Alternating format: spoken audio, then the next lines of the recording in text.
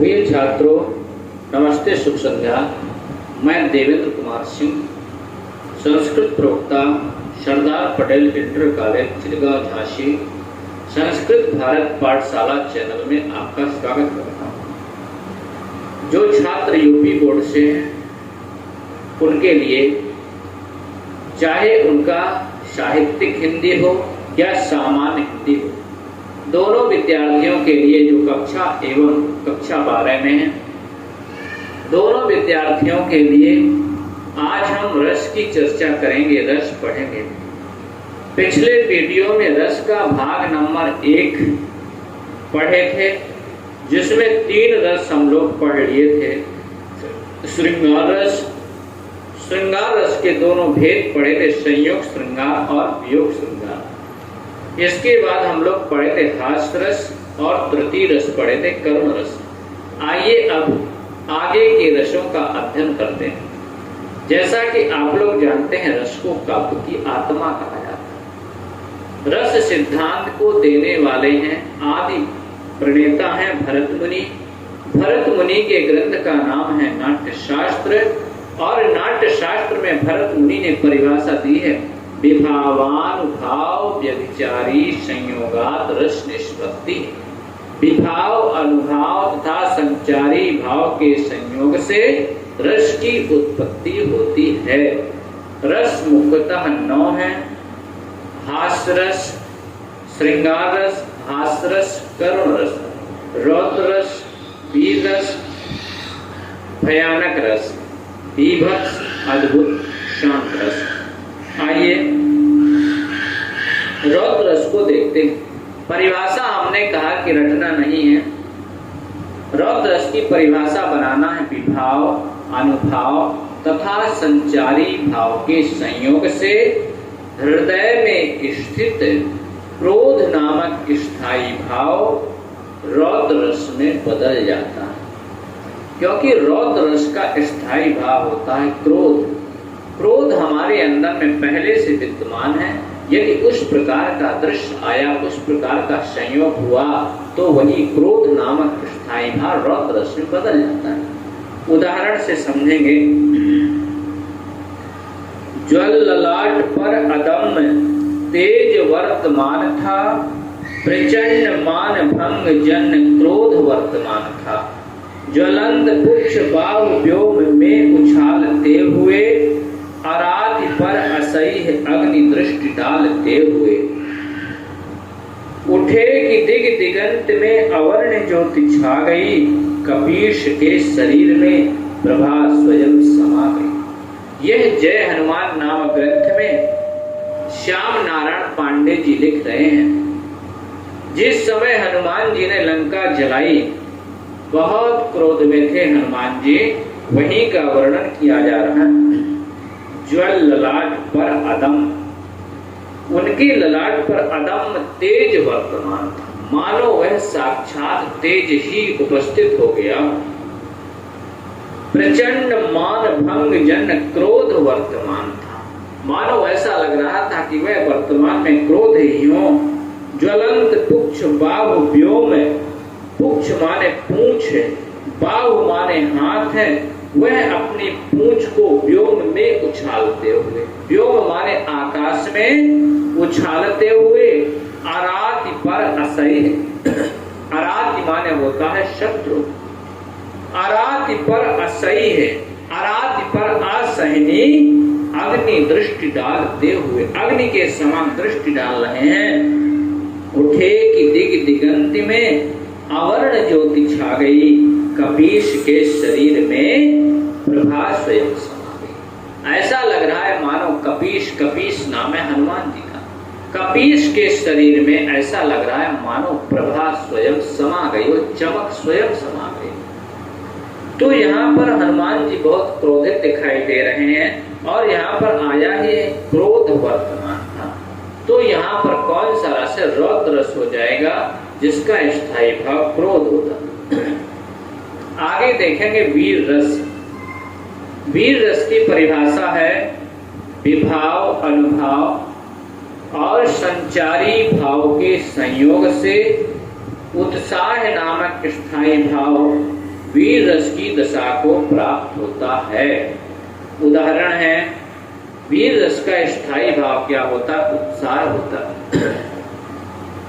उदाहरण है, आए होंगे भरत कुमतिवश वन में, तो मैंने यह संकल्प लिया है मन में, उनको इस शर का लक्ष्य चुनूंगा क्षण में, प्रतिषेध आपका भी न सुनूंगा रण में।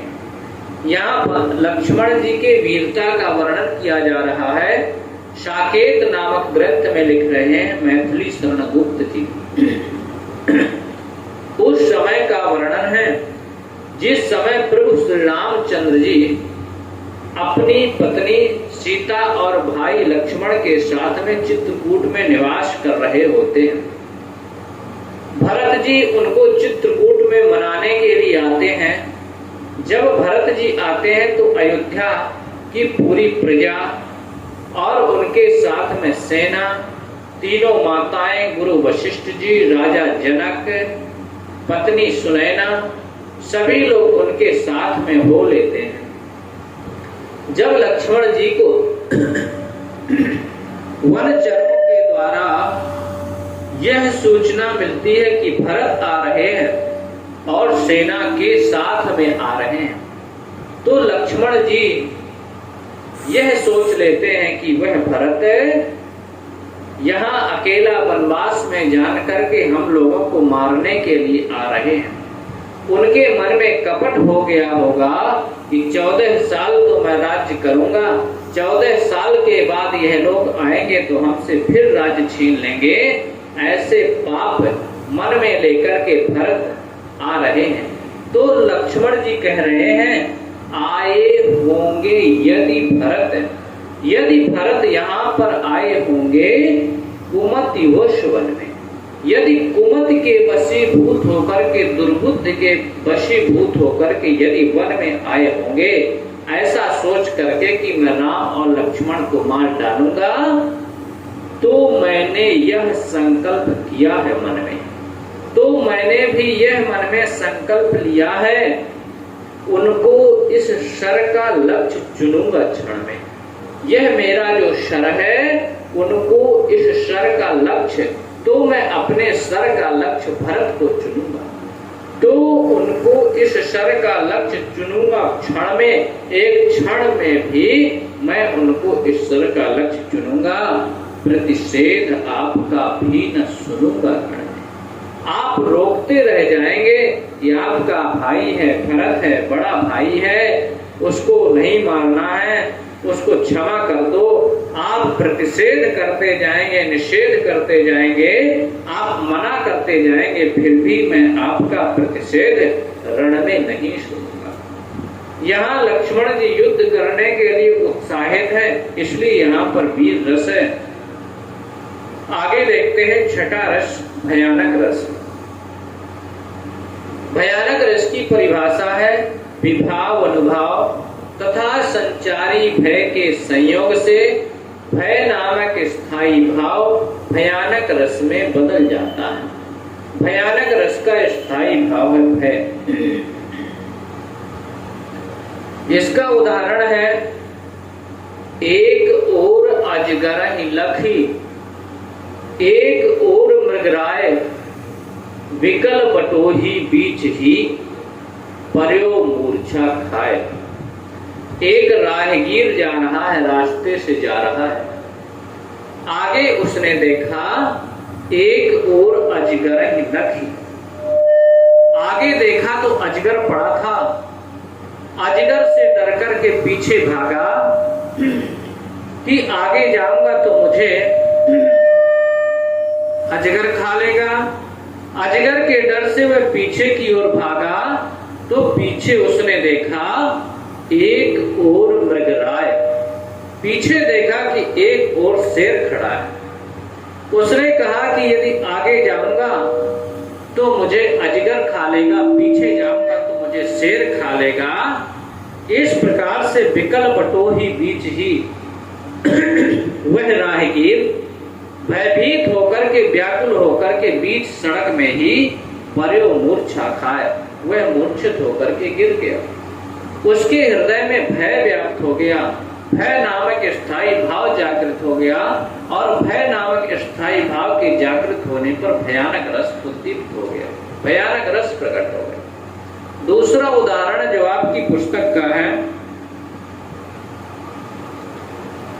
लंका की सेना तो कपि के गर्जन रव से कांप गई, हनुमान के भीषण दर्शन से विनाश ही भाप गई।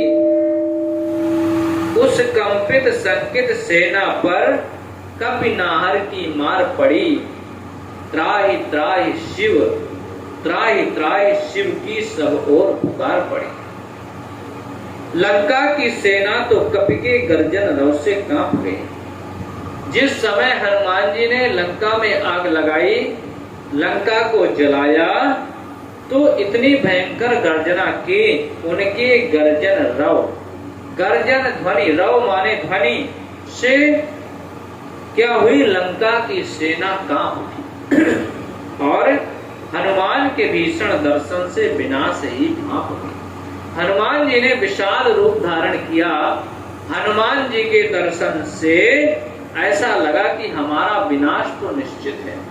उन्होंने अपना विनाश समझ लिया कि जब एक बंदर यदि आया लंका को तहस नहस कर गया, तो अभी तो राम जी का आना बाकी है, राम जी की सेना का आना बाकी है। उस कंपित संकित सेना पर, उस कांपती हुई सेना पर, सशंकित होती हुई सेना पर कपि नाहर की मार पड़ी, त्राहि त्राहि शिव, त्राहि त्राहि शिव की सब ओर पुकार पड़ी। वह सभी राक्षस शिव से कर रहे हैं त्राहि त्राहि, रक्षा करो रक्षा करो रक्षा करो, कि सब ओर यही पुकार पड़ रही है। तो यहाँ पर सभी हनुमान जी से भयभीत है, इसलिए यहाँ पर कौन सा रस हो गया, यहाँ पर भयानक रस हो गया। बस प्रिय छात्रों, आज यहीं तक का अध्ययन करेंगे। 3 रस बचे हैं, बीभत्स रस, अद्भुत रस, शांत रस। इसका अध्ययन हम लोग कल पढ़ेंगे। यह रस समाप्त हो जाएंगे, इसके बाद हम लोग पढ़ेंगे छंद।